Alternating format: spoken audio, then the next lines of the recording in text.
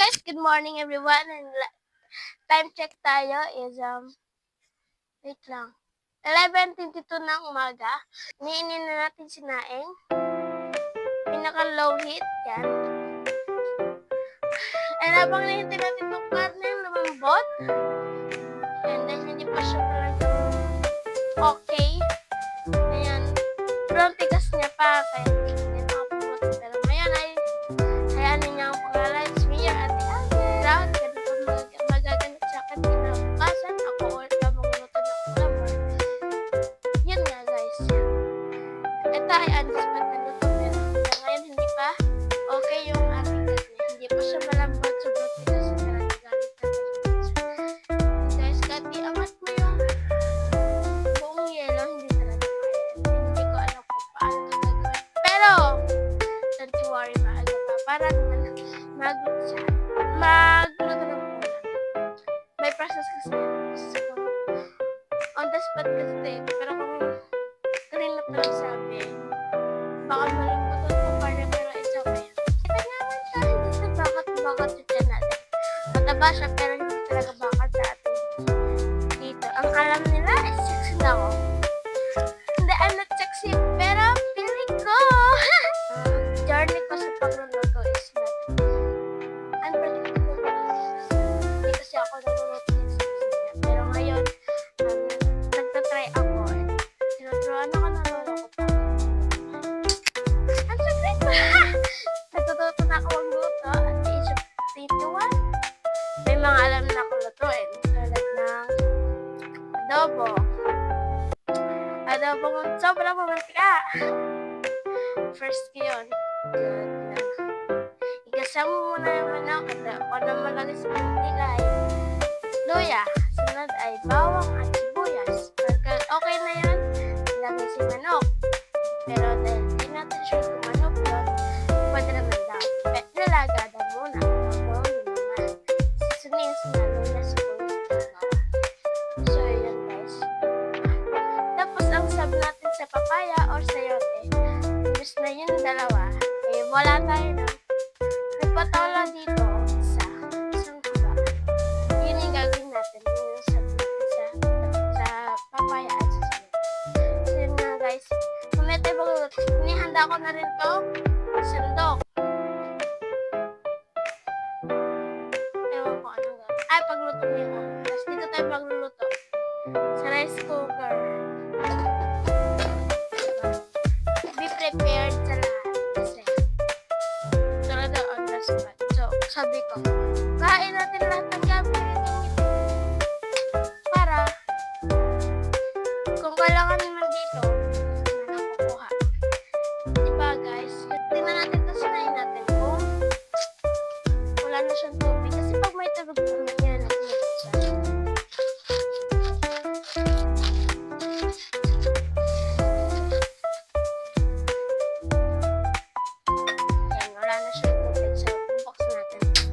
Low heat lang, sobrang liit lang kasi iniinin niya.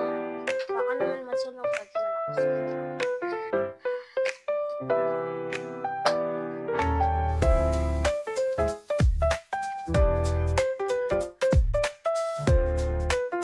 So ngayon, feeling ko sexy ako. Hindi sexy na payat talaga. Alam mo yun, ang sarap para sa pakiramdam pagka yan sa hindi naman masyadong malaki.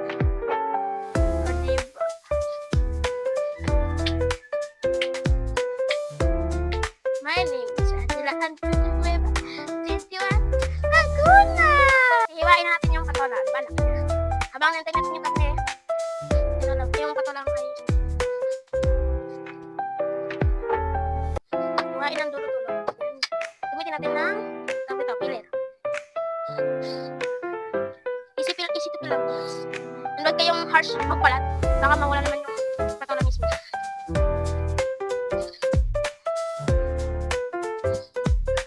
Ganyan lang guys. Kita niyo ba yan? Dapat ganyan. Pero huwag kayong harsh sa pagbabalat. Baka matuglang naman wala kayong makain. Sa pagkaroon nyo lang syempre yung mga ganyan. Pero mamaya yan. Ganun lang ang pagbabalat. Easy to peel lang siya. Kaya siyang balatan ng 7 years old. Isip ko. Maliban na lang kung ang period nyo ay tawag doon? Hindi matulis. Ayun lang. So, isipin lang naman talaga siya.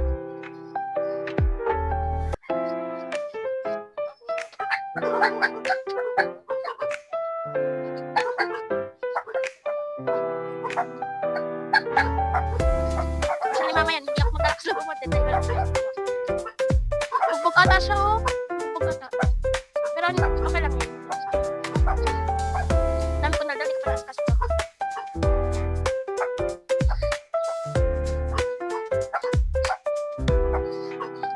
At mga bata pala ituturuan nyo, mag-guide na lang sila. Mag-guide sila sa podcast.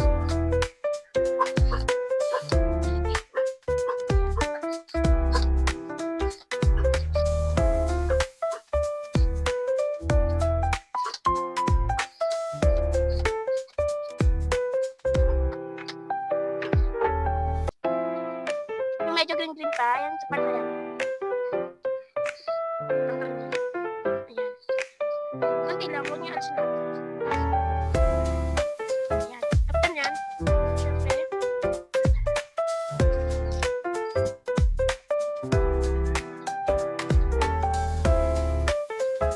bigat ba?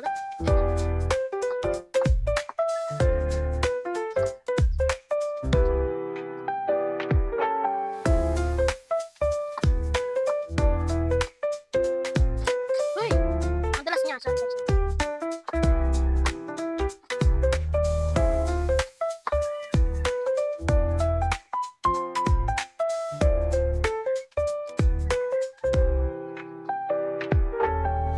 Makapal daw sabi nito. Kasi pag naluto yan, minipis yan. Wala kaya makapal.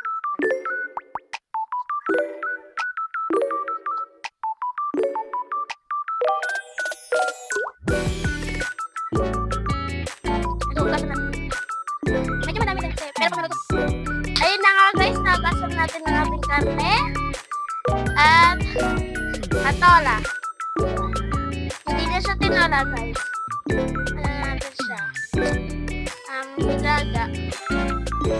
So, unahin natin lagay yung papakuloan natin siya. Ito ay nahugasan ng ayos. O diba? Super good.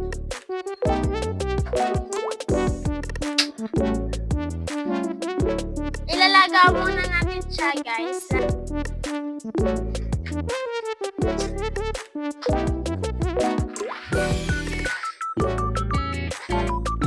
Mukha siyang tinagang tinola.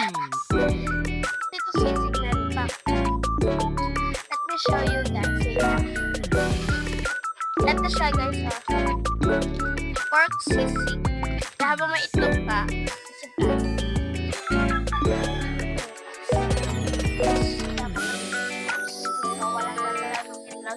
Pang sisig ko yun.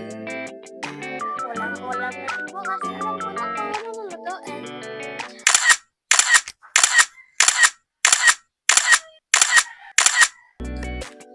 Sabi ko nga kanina, hindi pwedeng wala tayong ulam. Ito nga ay journey ko sa pagluluto ng nilaga. Kanina ito, kanina na iba, nilaga. Journey ko sa pagluluto ng nilaga. Karne, kaming baboy alam. Ganon. And yun nga guys. Ito yung journey ko. Kaya hindi pwedeng hindi natin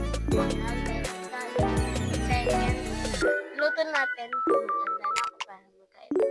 Para di makaluto, diba? So, kailangan ko mag-earn ng knowledge sa pagluluto. Dahil ako nga ay tutuan na dito na this year, August. Kailangan ko na ng gabi-gabi sa pagluluto. Kasi ako, journey ko nga ito dito sa kusina. At yung simula na ata ito para matuto ako ng iba't ibang dishes na pwede ko luto. And pwede ko din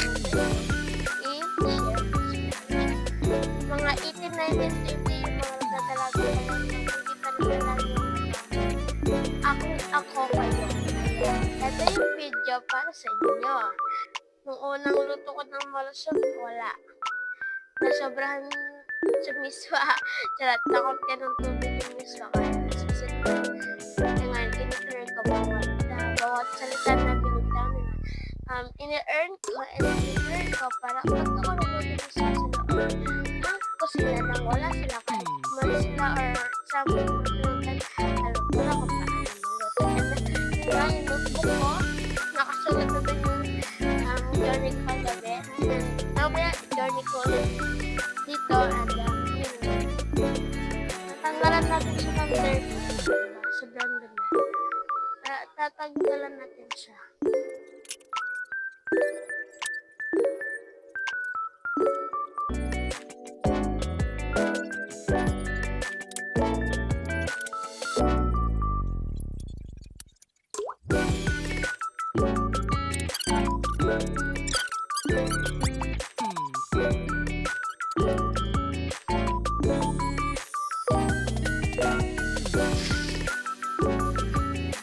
Hindi tayo mahirapan. May extra na mga bagay. So, tanggalin natin yung pati. Tsaka natin lalagyan ulit ng bagong tubig. Alam niyo ba, paborito ko yung mga karne sa pagluluto ng tinola. Ito, special yung karne ng baboy. Nilaga, ganyan. Masarap. Ito, way ko siya para palitan ng another tubig at sobrang tubig. Ang gagawin natin para set-aside naman natin, lagyan natin ang panigang tubig ng ating rice cooker. Hindi kaya, kailangan ng makapal.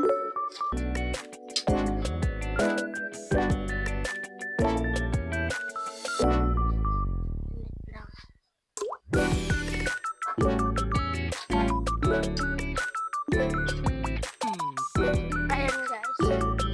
Lagay ulit natin ng karne.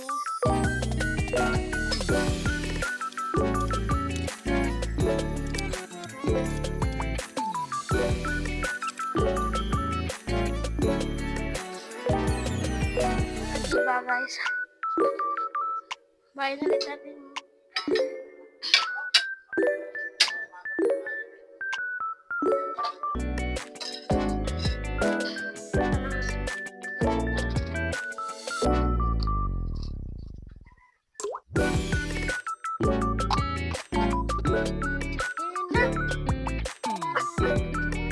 Lagyan ko yung paminta. Lagyan natin ng paminta, sibuyas at luya. Tapos takpan natin. Pagkaluto na yung ating karne, lalagyan na natin yung gulay sa dito.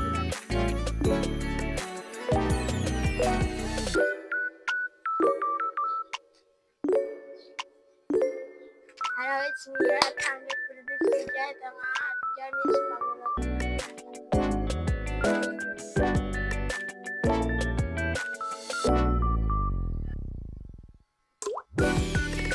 Tingnan natin kung ano lasa natin. Sa gitna ko ba, tikman na rin ang aking pangalawang dish. Ang nilagay na kahapon ay isang sardinas na this one naman ako. So, second ko to, kaya next time pag hindi sa Facebook may gana, open po ang ating YouTube channel. Doon ko i-upload lahat ng kaganapan dito sa kusina kasama yung Sir Atenggen. Gulo ulit siya, tatanggal na ng dami pa. Hindi pa siya malabot. So, late na po. Hindi kailangan i-rush. Kasi ang niluluto is karne na matagal na nanatili sa freezer ilang araw at kailangan talaga ng mga karne na ilagan ng ayos para pag-stay nila sa freezer is hindi siya makontaminate pag kinain. More on kasi sa mga pagkain pag sobrang tagal sa freezer at hindi nalalaga diretso prito agad o diretso nagkakaroon ng lasa. Lalo na karne, kailangan niya ng tamang laga, tamang luto. Pwede pa siya. Yan, nilagyan ko na siya ng asin.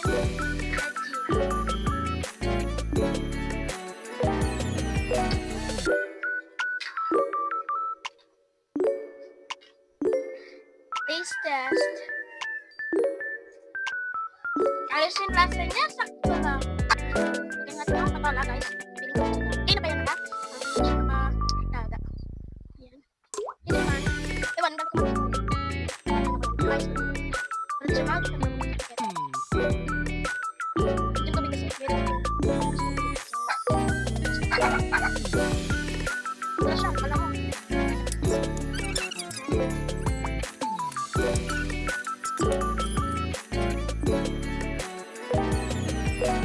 Business ulit tayo.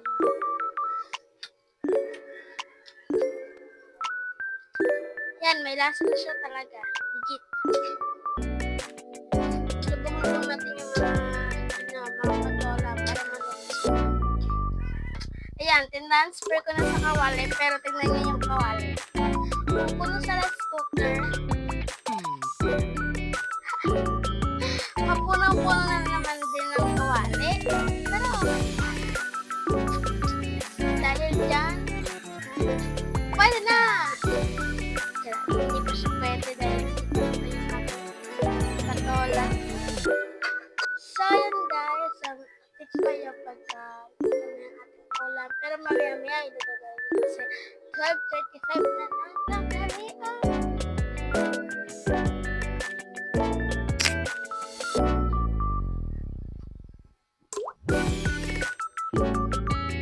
Ayan guys! Tapos na kami kumain ng mahalian sa mag-uubos tayo ng plato. Set up natin itong camera. Hindi, joke ko. Hindi lang yan. Kaya na yan! So let's watch this.